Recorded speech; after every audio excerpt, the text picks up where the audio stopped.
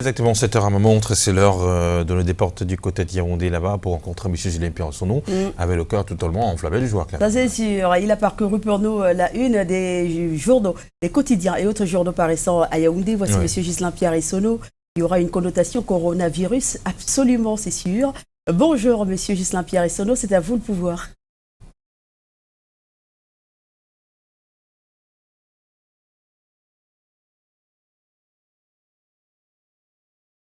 Il est là, Ghislain Pierre-Sonneau?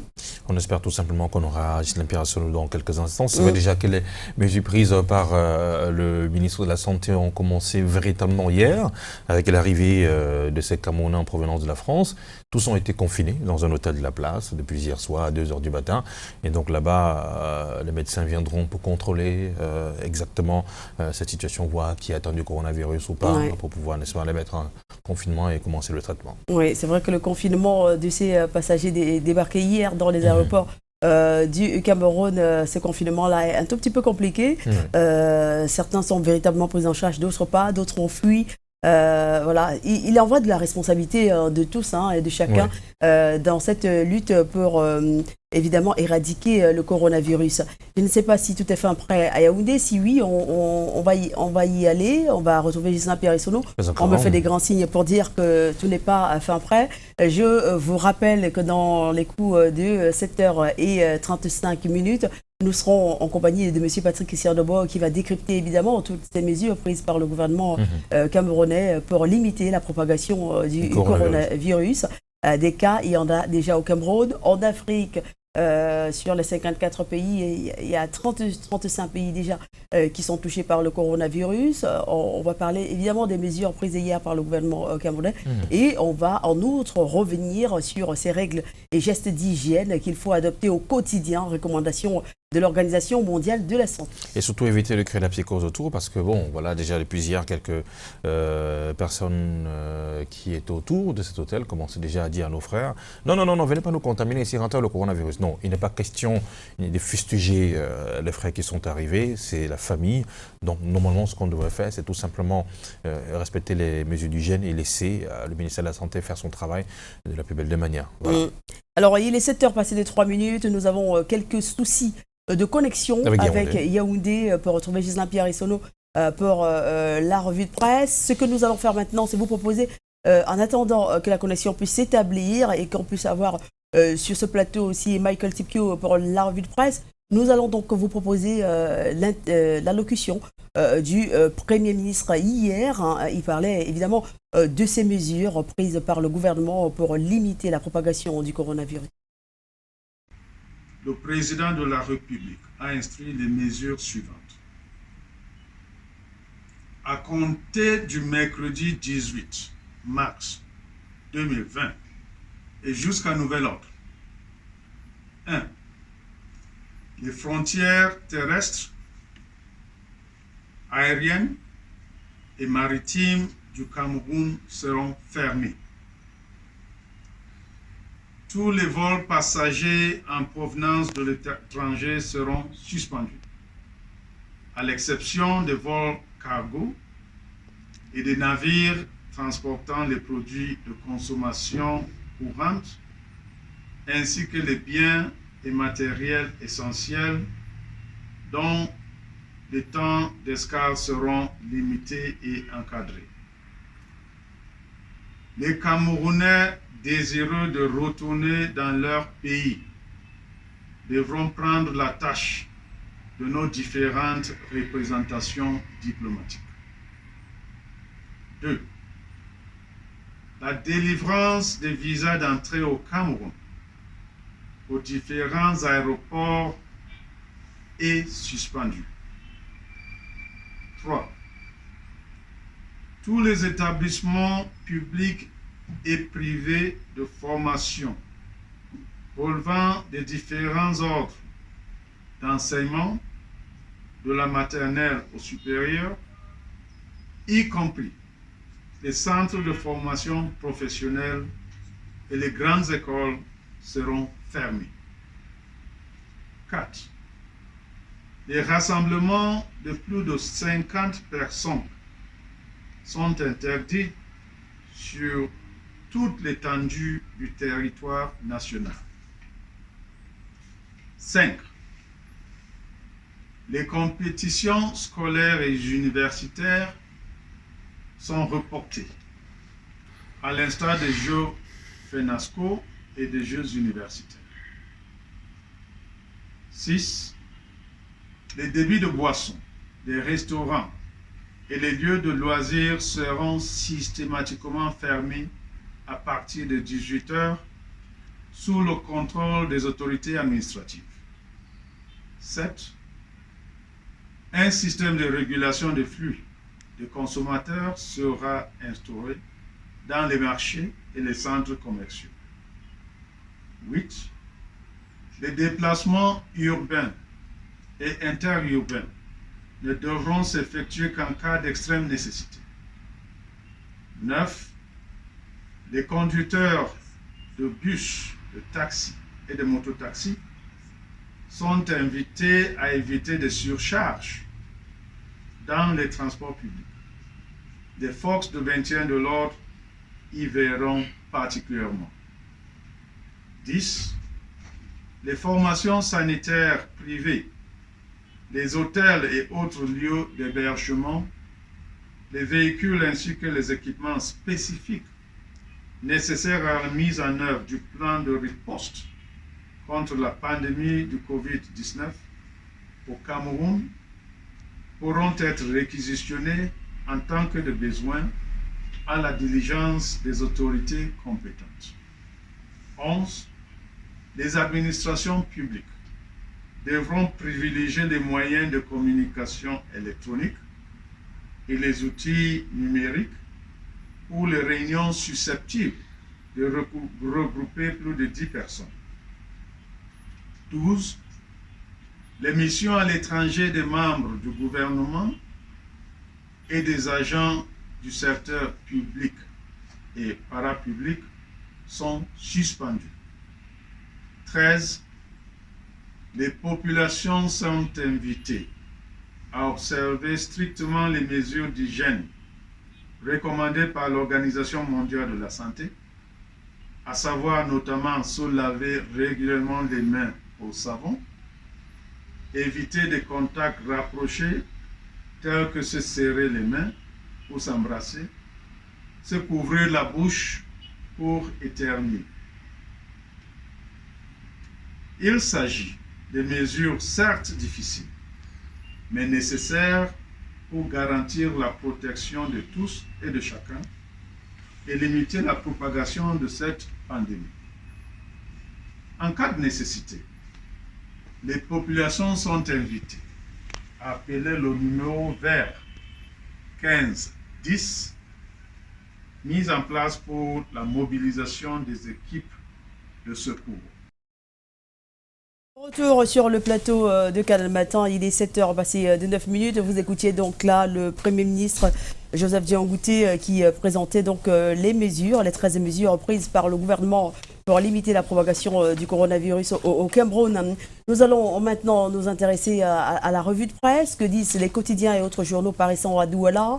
On va le savoir maintenant avec M. Michael Tipio qui nous a rejoint sur ce plateau. Bonjour Michael. Bonjour Soflan, bonjour Thierry, bonjour à tous nos téléspectateurs.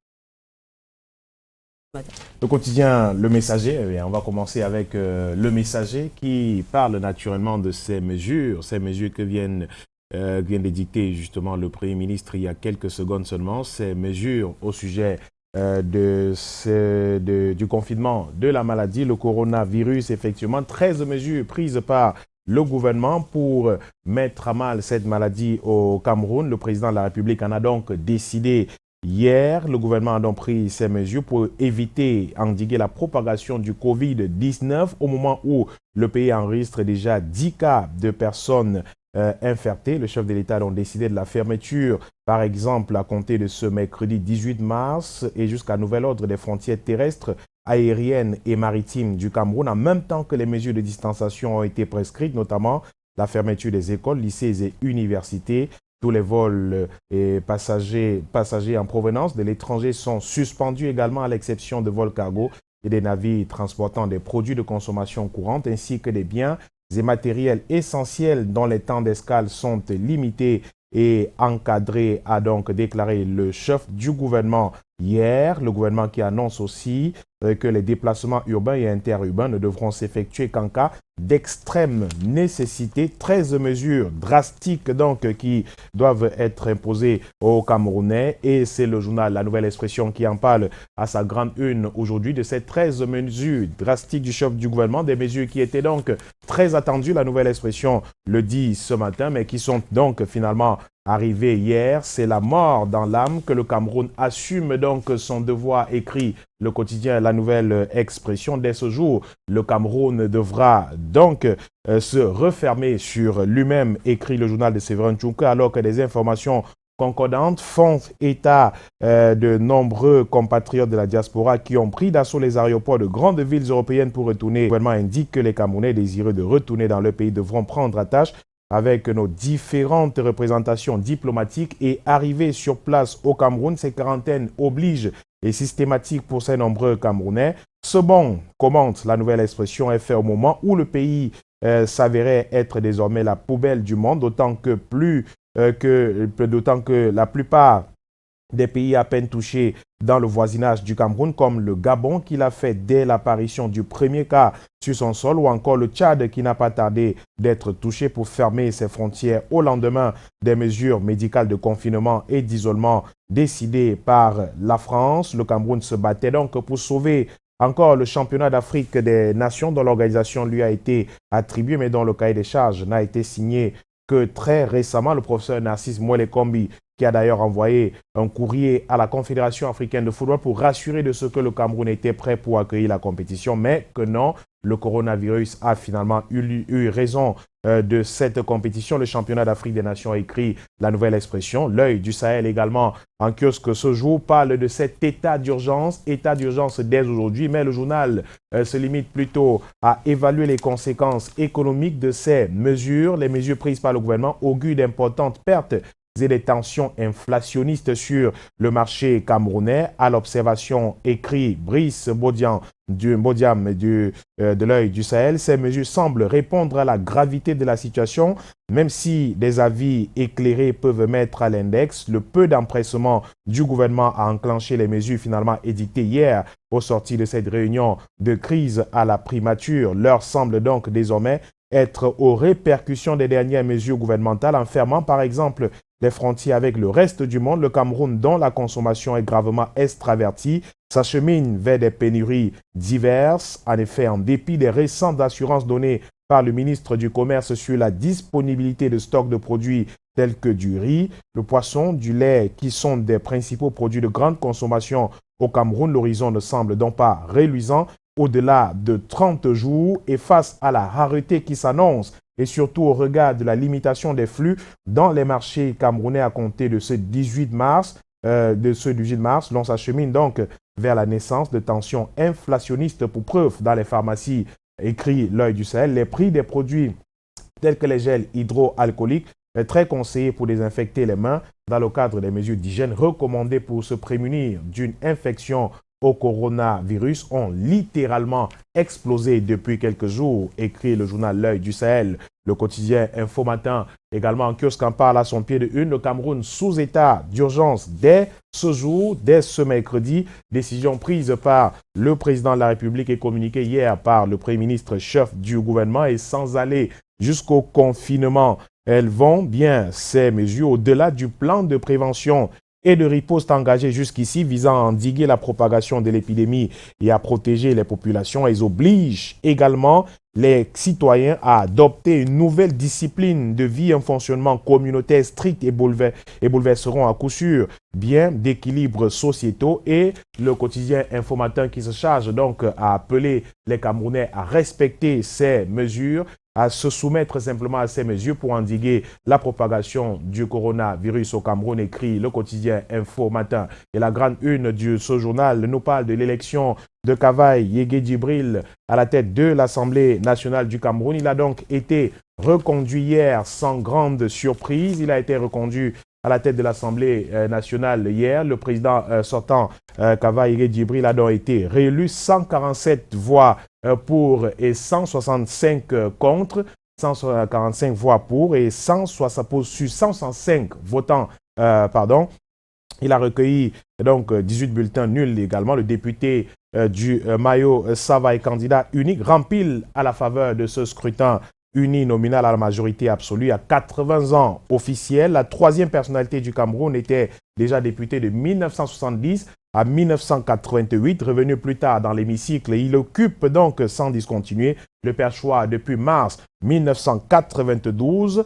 Malade évacué en France le 13 février dernier, il est revenu il y a quelques jours seulement. Et puis la tempête que certains prédisaient n'a finalement pas eu lieu. Il a donc été reconduit. Il a reçu une fois de plus la confiance du président national du Rassemblement démocratique du peuple camerounais. Et on revient au quotidien, Le Messager, qui nous parle aussi de Kava Yégué Djibril et de sa réélection hier au perchoir de l'Assemblée nationale du Cameroun. Il y est et il y reste finalement. C'est un cavaille diminué qu'on a aperçu hier dans les couloirs de l'Assemblée nationale du Cameroun. Et le journal nous donne des clés pour comprendre la réélection de l'inoxydable Cavaille. C'est ainsi qu'il appelle jeu et enjeu de la réélection de cet homme, troisième personnalité de la République depuis des lustres, qui vient d'éventrer tous les scénarios catastrophes écrits à son endroit depuis quelques jours. Et justement, que cela plaise ou non, l'homme rentre de plein pied dans le dispositif stratégique de conservation du pouvoir de Paul Biya, le natif de Mada depuis 1992, manie avec dextérité le bâton et la carotte parlementaire pour la pérennisation de l'architecture de l'homme du renouveau. Paul Biya pouvait-il, s'interroge Le Messager, courir le risque de mettre sur la touche au moment où la maladie et toutes les rumeurs conjuguées de Yaoundé l'éloignaient du perchoir?